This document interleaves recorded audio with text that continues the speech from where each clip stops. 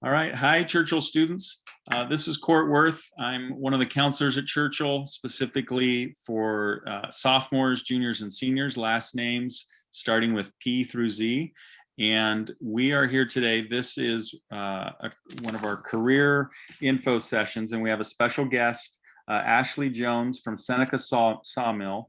Ashley is here today to talk about careers in the timber industry or lumber industry.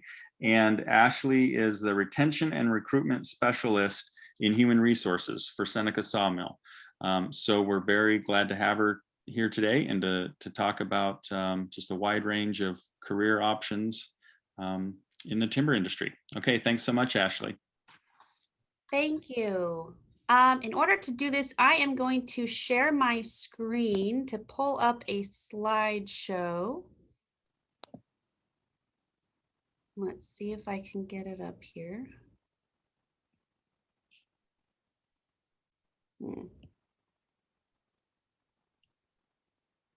There it is. All right, can you see that? Yes. Okay. Make sure that it's full. Okay, so Seneca is located in Eugene. We also have a facility in Notai. That's about 25 miles west of Eugene towards the coast.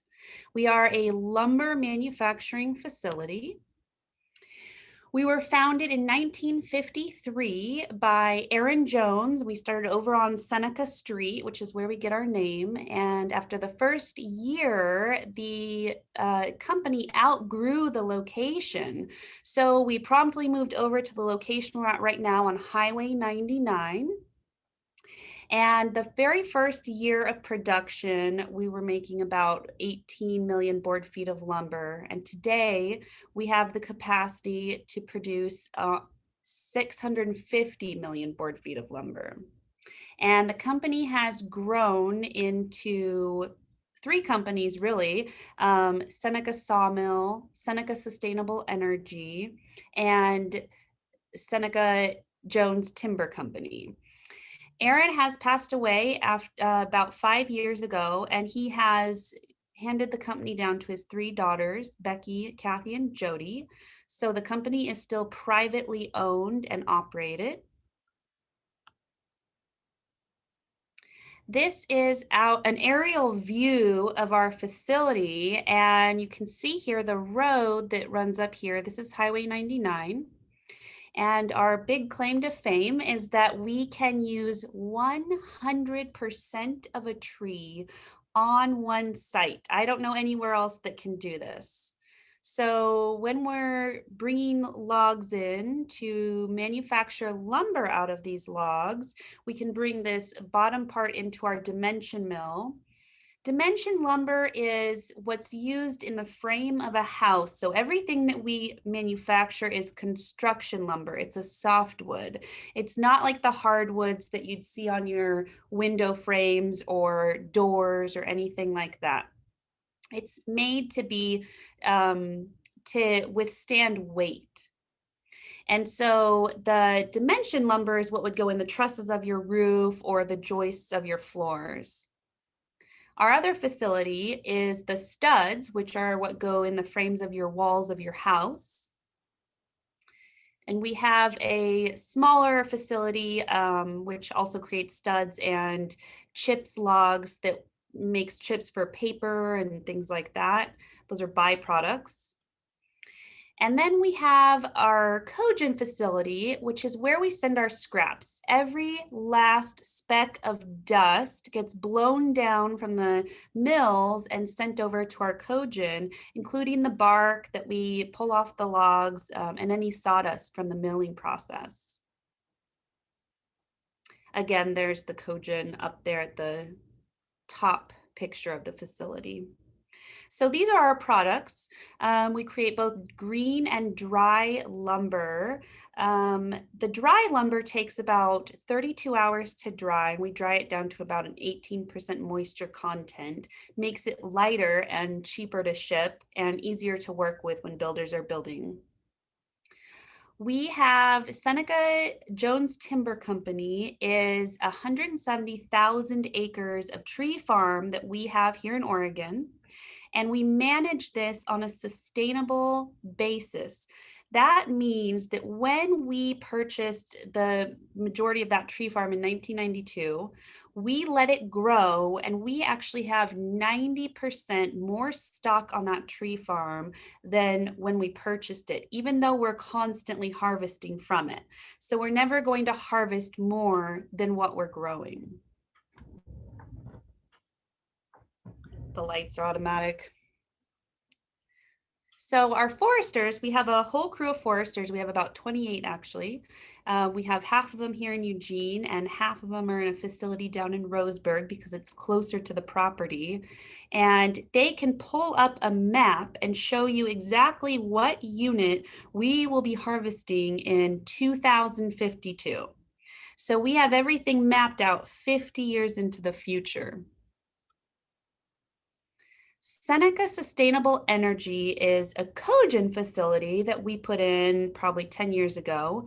And this was so that we could utilize our scraps and create byproducts. And so all of the sawdust, shavings, chips, some of the chips that we don't end up selling for paper products, the dust, everything, that's called biomass. And we send all of that over to this facility where we burn it in order to boil water. And then that boiling water creates steam. And that steam creates a pressure that turns a turbine. And that turbine turning so fast creates electricity.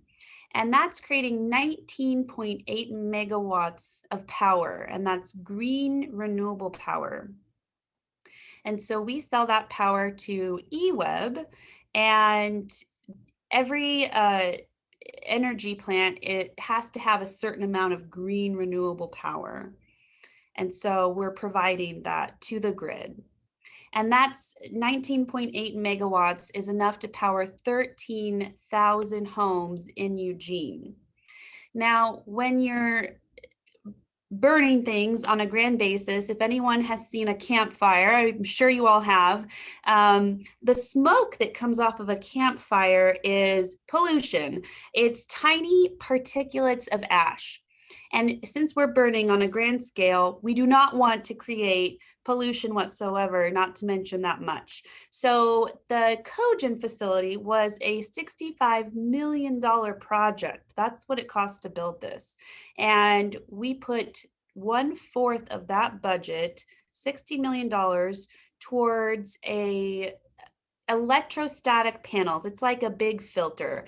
And so the metal panels are as tall as the room that I'm in, taller, and they're electrostatic. So the smoke flows through those and the particulates of ash stick to those panels so that nothing's actually escaping the facility. And at the end of the day, we bang those panels and all the ash drops down, and we actually market that down the street to the farmers who till that ash back into their soil. And because of this and our fantastic filter, this is actually, it's not the only cogen facility in the country, not even by far. These are actually fairly common now, but it is the cleanest running cogen in America. Right here in Eugene, OSU actually brings their students through a tour on a pretty consistent basis back when we could meet in person. So it's pretty neat. It's also a firm power source. Any other green renewable energy, solar or wind, those are fantastic, but you have to wait for the sun to be shining and the wind to be blowing. This is what the site looked like when we broke ground back in 2009. And this is what it looks like finished. So we've got our fuel storage building here. This is the conveyor belt where it brings all the scraps from the mills. So we actually get to utilize those now. And then this is the filters that I just told you about, those electrostatic filters. This is where it empties out into those ash bins. The boiler is in here. And then if you've ever driven by us on a cold morning, this is actually our water cooling tower. So the whole system takes a lot of water flowing through pipes in order to create that steam. And we actually reuse that. So we recycle it. And this is just where that cools down. So on a cold morning, you'll see the temperature change. It looks like smoke or something coming out. It's just the change in temperature of the water cooling down. This was another upgrade we recently did. We replaced our entire planer facility, and it was a bottleneck in the mill, and we needed it to go faster, so we went ahead and replaced it. This is an aerial video, and it gets a little skippy sometimes, but this is, you can see our log yard. So this is a great example of, you can see the machines in the log yard that are hauling entire loads of logs around. Those are huge, heavy duty machines. And that's a job that we have that's available. Those trucks come up and they grab an entire load of logs off of a log truck. And that is very heavy, you can imagine. These pieces of equipment have to be so heavy so that that log load doesn't pull the whole machine over. So they're pretty neat to drive around. What they do is then they take the logs to the appropriate piles, and they're kind of like the log banks where they're stored until we're ready to use them to send them through the mill. So everything that you're seeing here, you're actually not quite seeing it all. We have about 3 weeks worth of inventory on site at all times. So the mill can go through all of this in 3 weeks. So this is my last slide here. I wanted to talk to high school students who are graduating about jobs that they could get into right now. So our whole company is set up where we pretty much hire at an entry-level position. And that entry-level position pays $18 an hour. That is basically how you get your foot in the door. We have a few of them. There's production utility, log yard utility, and temporarily we hire for summer help. That could be grounds crew or a painting position. And that's meant to be just for 3 months for someone who's looking for that extra money, who's not planning on staying on. The requirements for these entry-level positions are 3 months prior work experience with one employer in the last year. So we're wanting to see that you could hold a job, you're showing up on time. It shows us that you're able to show up for attendance. Reliable transportation is another requirement. So this could mean anything that you feel is reliable. It does not mean you need to have your own car. It could mean that you're getting a ride from someone and you feel that that's perfectly reliable, a bicycle. We're not in a great location for public transit. You need to be willing to work swing shift or day shift. When we bring someone on, sometimes the available training positions are on swing shift, and we need to make sure that we can put you on either one. And when jobs become available, you won't be moving back and forth at all like crazy, but you just need to be available for either one.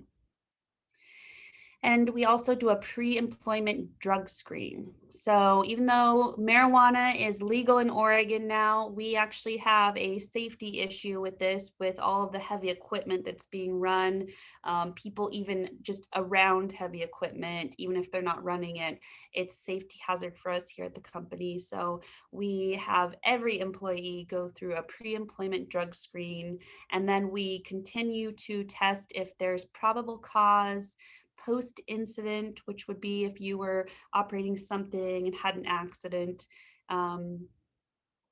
So there's chances for being tested once you're employed as well.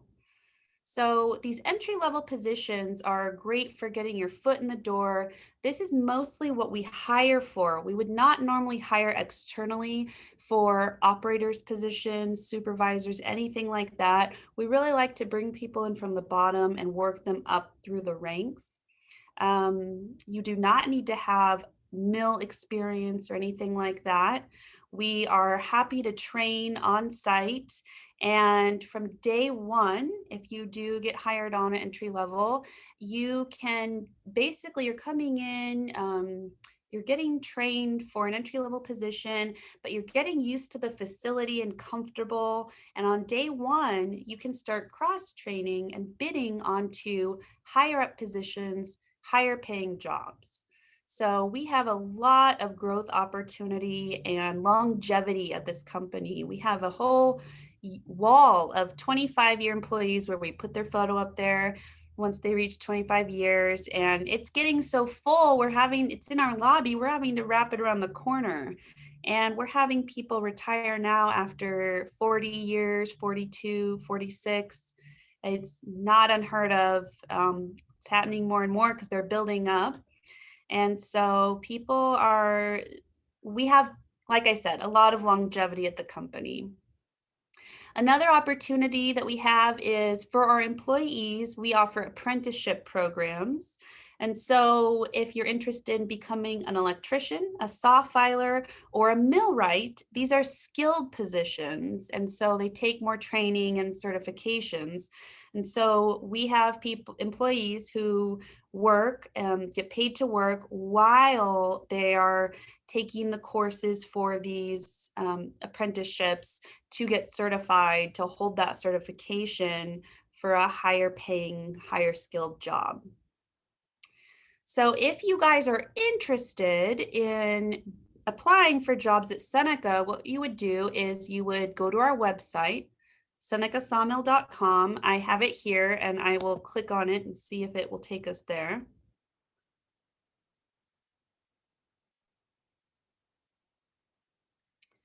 And we have a careers page, and we don't take paper applications anymore. Everything's done electronically. So you'd come down here to current openings. Again, I'll see if it will take us there.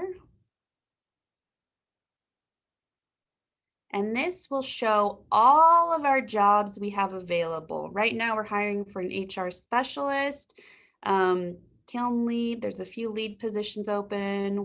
We also post those internally.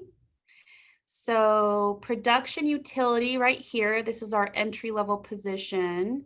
You can see saw filer, electrician, those are other jobs that are available. Ashley, I think that part's not showing up on the Oh, screen, I shoot. don't think. Yeah, I think we're just still seeing the homepage of the presentation, the Seneca. Oh, see, all right. Well, anyways, you would go to the website and current job openings, and you simply click on the job you're interested in, and you can apply right through there. You'd need to fill out the application fully. I will say that don't leave a single question blank, because what happens is we have an electronic system and we get so many applicants that we need to weed through them somehow. And one of the easiest ways to filter some out is if they're considered not finished. So for any job that you're ever applying for, be sure and fill out the entire application. Sometimes there's an option to include a resume. That's always fine. It's probably not necessary for our entry level position. But anyways, that is how you would do it. I appreciate everyone's time and listening, and I wish everyone good luck in their job seeking endeavors. This is so interesting and helpful, Ashley. I jotted down just a couple of questions that I had, that's thinking of what students might have in mind also. But one, you mentioned the requirement sometimes to work the swing shift. Can you just explain briefly what those hours look like? Everyone might not be familiar with the swing shift. Great question. So this is really interesting right now because normally we try to do 4 10s, and that's 4 days a week, 10-hour shifts, and usually it's about 5 to maybe 3. Um, a- and so you'd have Friday, Saturday, Sunday off. We have several different shifts. We have weekend shifts as well. And then swing shift would maybe start from right now they're going from about 5 to 3 a.m. Hmm. So that's what our swing shift looks right now. Our production hours, everyone gets their 40 hours, but they get also a lot of overtime. And so our industry is a little bit volatile. It goes up and down, and usually it ramps up in summertime and then kind of dips down in the winter. And everyone who has worked here for a while is used to this, and they kind of, they get excited about having all their long hours in the summer and then kind of taking more of a rest in the winter. But we have had this year the most successful year in history ever. The whole industry has. And so we haven't seen that winter dip down at all. So right now, the mills are going full bore still. We went right through winter and now we're approaching summer, and they're at about 11-hour shifts right now. Oh, So, wow. and that's not optional. They can't decide, I'm just going to put in my 8 and then I don't really want the overtime. The mill has to run. So one of the key points of this position is attendance. You're part of a team and you have to show up for that team. Otherwise, it's because it's a production line. And so if they're not there, there's no substitute to call in. So showing up in attendance and showing up on time are very important. Okay. And that I think relates to my other question was, is part-time work an option, or is it almost entirely or maybe entirely full-time employment? But if someone's trying to balance this with another job or taking college classes or just other responsibilities, is there a balance there? It would not be the right position for someone who's trying to balance another job. We actually do have people who do that.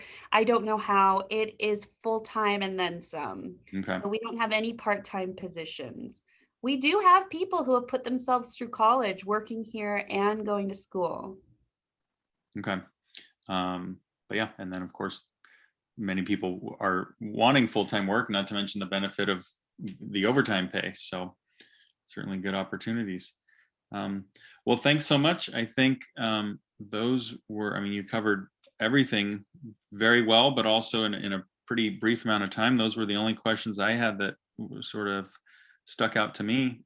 Thank you again, Ashley, so much for being here. We'll go ahead and stop the recording now, unless you have any other last minute info or reminders for anyone.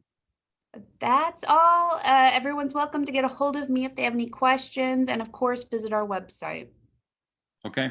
All right. Thank you so much, Thank Ashley you. from Seneca Sawmill.